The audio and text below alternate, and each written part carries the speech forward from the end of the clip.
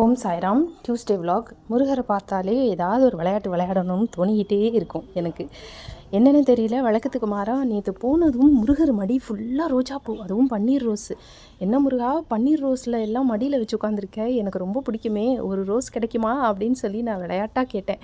கேட்டால் அடுத்த செகண்ட் பூஜாரி மடியில் இருக்கிற எல்லா பன்னீர் ரோஜாவையும் தட்டத்தில் எடுத்து போடுறாரு. எனக்கு ஒரே குஷி. அதாவது ஜஸ்ட்டு ஒரு விளையாட்டுத்தனமாக தான் கேட்டேன், என்ன இது வரைக்கும் உங்களை பன்னீர் ரோஸில் நான் பார்த்ததே இல்லை, மடியில் இத்தனை பன்னீர் ரோஸ் வச்சுருக்கீங்க எனக்கு அப்படின்னு கேட்டது தான் கோடு.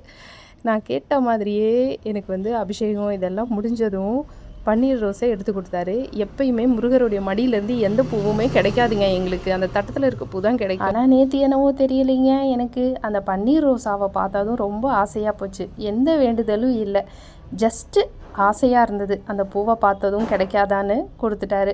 சின்ன சின்ன ஆசைகளை கூட ஒத்து கவனித்து அதை நிறைவேற்றுற அந்த ஒரு கருணை மனிதனுக்கு இருக்கா இல்லையான்னு எனக்கு தெரியலை. ஆனால் கடவுளுக்கு நிறையவே உண்டு. அதனால தான் மனம் திறந்து எது வேணாலும் கடவுளை கேளுங்க அப்படின்னு சொல்கிறது.